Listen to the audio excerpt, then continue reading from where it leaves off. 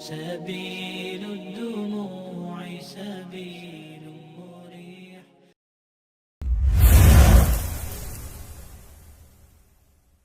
Chambers encyclopedia میں درج ہے، صدیوں تک ہندوستان اپنی دولت مندی کی وجہ سے مشہور رہا۔ ہسٹوریکل ریسرچ میں پروفیسر ہیرین نے لکھا، ہندوستان پرانے زمانے میں دولت کے لیے مشہور تھا اور سونے کی چڑیا کہلاتا تھا۔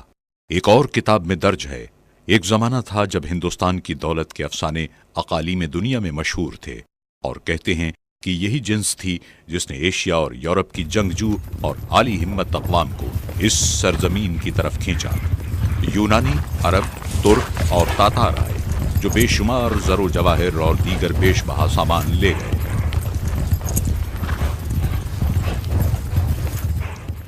اکبر اعظم نے ہندوستان کو اپنا گھر قرار دیا اور پھر ہندوستان کی دولت ہندوستان ہی میں رہی۔ 1773 میں تقریباً 1000 اقسام کے سکے کم و بیش تمام ملک میں جا بجا رائج تھے۔ طلائی مہریں یعنی اشرفیاں 139 اقسام، طلائی ہن جو پگوڑا بھی کہلاتے تھے 61 اقسام، نقرئی روپے 556 اقسام کے تھے۔ شہنشاہ اکبر کے زمانے میں سونے کے سکے مہر شاہی 102 تولے سونا، آج کل کے حساب سے 1 کلو گرام سے زائد۔ دوسری اشرفی 90 تولے سونا، تیسری اشرفی 50 تولے سونا، چوتھی اشرفی 25 تولے سونا، پانچویں اشرفی 20 تولے سونا، چھٹی اشرفی 3 تولے سونا۔ اورنگزیب عالمگیر سری رارائے سلطنت ہوا تو اس نے آگرہ اور دہلی کے خزانوں کی پڑتال کا حکم دیا، چنانچہ 6 ماہ تک کئی ہزار نفوس چاندی کے سکے تولنے میں مصروف رہے، اور معلوم ہوا کہ شاہی خزانے کا صرف 1 کونا تولا جا سکا ہے۔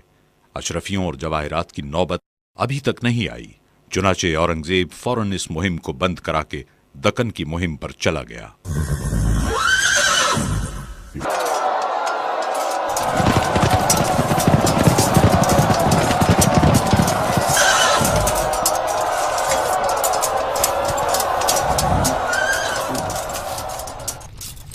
ڈاکٹر واکس نے تحریر کیا، ہندوستان کی دولت، تجارت اور خوشحالی نے سکندر اعظم کے دل پر گہرا اثر مرتب کیا، اور جب وہ ایران سے ہندوستان کی طرف روانہ ہوا تو اس نے اپنی فوج سے کہا، اب تم اس سنہرے ہندوستان کی طرف کوچ کر رہے ہو جہاں نہ ختم ہونے والے خزانے ہیں، اور جو کچھ تم نے ایران میں دیکھا ہے اس کا ہندوستان کی دولت کے ساتھ کوئی مقابلہ نہیں ہے۔ مقریزی نے کتاب الخطط میں لکھا ہے، شہنشاہ محمد تغلق ہر سال کپڑوں کے 2 لاکھ جوڑے اور فوجیوں کے علاوہ 10,000 گھوڑے رعایا میں تقسیم کرتے تھے۔ روزانہ 20,000 افراد شاہی مہمان خانے میں 2 وقت کھانا کھایا کرتے تھے۔ ہر روز 200 علماء بادشاہ کے ساتھ کھانا کھاتے تھے۔ دہلی شہر میں عام رعایا کے لیے 70 شفا خانے تھے، مسافروں کے لیے 2000 مسافر خانے بنے ہوئے تھے اور 1000 مدرسے تھے۔ مغل بادشاہ جہانگیر نے اپنی خود نوشت سوانح تزک جہانگیری میں لکھا، میں سال میں 2 بار اپنا وزن کرتا ہوں، اول شروع سال شمسی میں، دوبارہ قمری میں، اور نقد اور سامان اپنے تلنے کا الگ تحویل داروں کو دیتا ہوں کہ فقراء اور حاجت مندوں میں تقسیم کر دیں۔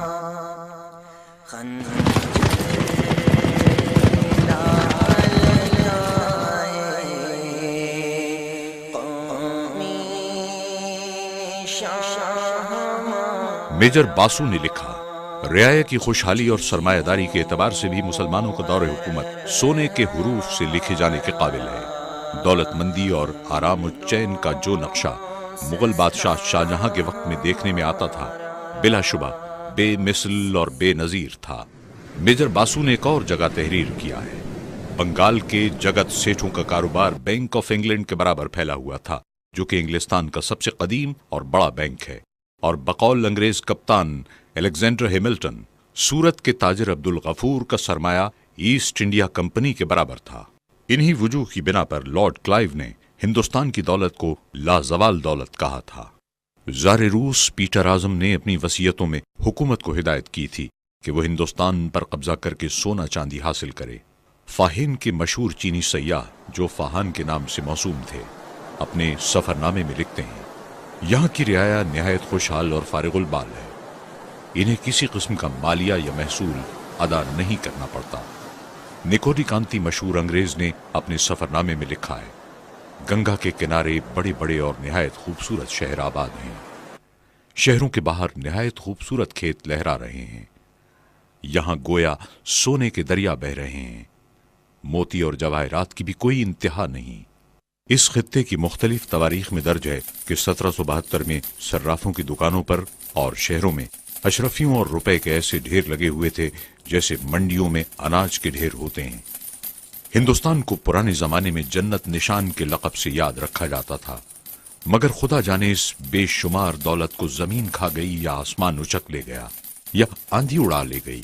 अफसोस के हिंदुस्तान की बदनसीबी और बदकिस्मती ने वो दिन दिखाया कि जन्नत निशान मुल्क यूरोपियन अक़वाम और बिलखुसूस बरतानवी कौम के हाथों जहन्नम निशान बनकर रह गया।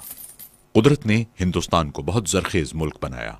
इसमें हर किस्म के अनाजों की काश्त और पैदावार के तरह तरह के जराए मुहैया कर दिए हैं, जिनकी वजह से ज़माने कदीम से यहाँ वाफिर गल्ला पैदा होता है और यहाँ के बाशिंदे हमेशा खुशहाल और फारिगुल बाल रहते थे। मुल्क के तमाम बाशिंदे कहत और काल के लफ्जों से उमूमन नावाकिफ थे। अंग्रेजों के इक़्तिदार से पहले गल्ला यहाँ बहुत सस्ता था। सर इलियट डाउसन तारीख़ हिंद जिल्द 3 में शहंशाह मोहम्मद तुगलक मरहूम के ज़माने का भाव इन अल्फाज में लिखता है, गंदुम फी मन पुख्ता 9 आने, शाली धान फी मन पुख्ता 6.25 आने, चावल फी मन पुख्ता 9 आने, चना फी मन पुख्ता 3 आने, शकर सफ़ेद फी मन पुख्ता 3 आने, मिस्री फी मन पुख्ता 3 रुपए 12 आने, बैल फरबा फी रास 2 रुपए, बकरी फरबा फी रास 1 रुपया, भैंस फरबा फी रास 2 रुपए, मुर्ग आधा आने, बकरी का गोश्त आधा आने। इब्न बतूता अपने सफरनामे में बंगाल की सयाहत के मुताल्लिक लिखता है, बंगाल में गिरानी के जमाने में 1 रुपए का 3 मन चावल फरोख्त होता था। रुई का कपड़ा 1 रुपए में 30 गज तक था। एक खानदान इज्जत के साथ 5 रुपए माहवार में बसर कर सकता था। एक सवार में घोड़ा, साइस और सिपाहियों के आगरे से दिल्ली तक 1 रुपए में सफर कर सकता था। टॉमस कुराइट, जो शहंशाह जहांगीर के जमाने में 1612 में आया था, कहता है कि 1 आने में एक आदमी 1 दिन निहायत आराम से गुजार सकता था। लॉर्ड मैकाले ने लिखा, बंगाल बाग़े जन्नत या निहायत दौलतमंद मुल्क समझा जाता था। उसकी आबादी बहुत ज्यादा और बेहद बढ़ती थी। गल्ला वाफिर था, जिससे दूर दराज के सूबाजात भी परवरिश पाते थे। अंग्रेज अरसे दराज तक ये प्रोपेगेंडा करते थे कि यह खित्ता ज़माने कदीम से एक ज़रई खित्ता है, लेकिन यह खित्ता अंग्रेजों की आमद से कबल भी सनत व हिरफत में मुमताज मकाम रखता था। अंग्रेजों की जानिब से कायम करदा अंग्रेज माहिरीन के कमीशन की एक रिपोर्ट में तहरीर है, आज मगरबी यूरोप हिरफत का वतन है, लेकिन उस जमाने में जब वहां गैर मुहज़्ज़ब कबाइल आबाद थे, हिंदुस्तान अपने हुक्मरानों की दौलत और कारीगरों की आला सनत के लिए मशहूर था। थॉर्नटन ने अपने सफरनामे में लिखा, यहां चारों तरफ सनत व हिरफत के कारोबार जारी थे। यहां के बाशिंदे दिन रात अपने कारोबार में मशगूल रहते थे। यहां बड़े बड़े लायक कारीगर और सन्ना मौजूद थे, जो यहां की खाम पैदावार से इतना नफीस और उम्दा चावल तैयार करते थे कि जिसकी दुनिया भर में मांग होती थी। मगरिब और मशरिक के तमाम ममालिक इन अशिया को बड़े शौक से खरीदते थे और दुनिया का कोई मुल्क उनकी बराबरी नहीं कर सकता था। यूरोप और फ्रांस की हसीनाएं यहां का तैयार करदा लिबास इस्तेमाल करती थीं। बूचानैन ने तहरीर किया, जामा बाफी की सनत व हिरफत का हिंदुस्तान में इस कदर राज और उरूज था कि ज़राअत की मानिंद उसको भी आम मुल्की पेशा करार देना बेजाना होगा। करोड़ों बंदगाने खुदा इसी पेशे पर गुज़र औकात करते थे। अदना से लेकर आला से आला किस्म की रुई और रेशम का कपड़ा यहां पर बकसरत तैयार होता था और मकामी इस्तेमाल के अलावा दूर दराज ममालिक तक जाता था। हिंदुस्तानी मलमल, अतलस, कमखाब, जामादार, चिकन और छींट नफासत व खूबी में अब तक ज़रबुल मिसल और जमाजद हैं। पारचा बाफी और दीगर सनतों की तरक्की याफ्ता हालत तो बखूबी मुसल्लम है, लेकिन ये सुनकर शायद ताज्जुब हो कि उस जमाने के लिहाज से हिंदुस्तान के लोग बहरी जहाज साजी में भी खूब होशियार और माहिर थे, और जहाज साजी और जहाजरानी हिंदुस्तान का कदीम पेशा और सनत रही। प्रोफेसर विल्सन ने लिखा, लोहा ढालने की सनत इंग्लिस्तान में सिर्फ चंद सालों से है, जबकि हिंदुस्तानी लोहा ढालने और सपाट फौलाद बनाने का काम नामालूम जमाने से जानते हैं। 1670 में एक अंग्रेज ने ईस्ट इंडिया कंपनी के डायरेक्टर को लिखा, पुराने और बेहतरीन किस्म के सागवान यहां बकसरत मौजूद हैं। बेहतरीन लोहा भी वाफिर दस्तयाब है और कारीगर हर किस्म के बोल्ट, कील और लंगर वगैरह बनाते हैं। यहां के लोहे को बड़ी महारत से तैयार करके मजबूत जहाज तैयार किए जाते हैं। 18वीं सदी के अवाखिर में लॉर्ड वेजली ने कंपनी डायरेक्टर को लिखा, कलकत्ते की बंदरगाह में 10,000 टन के करीब जहाज मौजूद हैं जो हिंदुस्तान में तैयार होते हैं और उनमें इंग्लिस्तान को माल भेजा जा सकता है। एक अंग्रेज मौर्रिख टेलर का बयान है, हिंदुस्तान का माल लेकर जब हिंदुस्तानी जहाज लंदन की बंदरगाह में पहुंचे तो उन जहाजों को देखकर सनसनी फैल गई, गोया के दरियाए टेम्स में किसी दुश्मन का जंगी बेड़ा घुस आया है। इंग्लिस्तान की जहाज साजी की सनत के करता धरता लोगों ने दुहाई दी, For God's sake, don't allow India खुदा के to लिए sail in in our Hindustani waters. जहाजों These को are so हमारे big पानियों and में strong आने से that रोको। nobody will use इनकी our पुरुषिक ships व for सख्त transportation and मजबूती एंड कैपेसिटी को देखकर कोई शख्स भी अंग्रेजी जहाजों को बाल बर्दारी के लिए इस्तेमाल नहीं करेगा।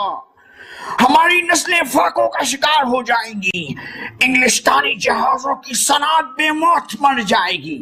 ये हिंदुस्तानी जहाजों का मुकाबला नहीं कर सकते। और फिर हुक्म शाही के मुताबिक हिंदुस्तानी जहाजों से बार बर्दारी को रोक दिया गया। سبيل الدموع سبيل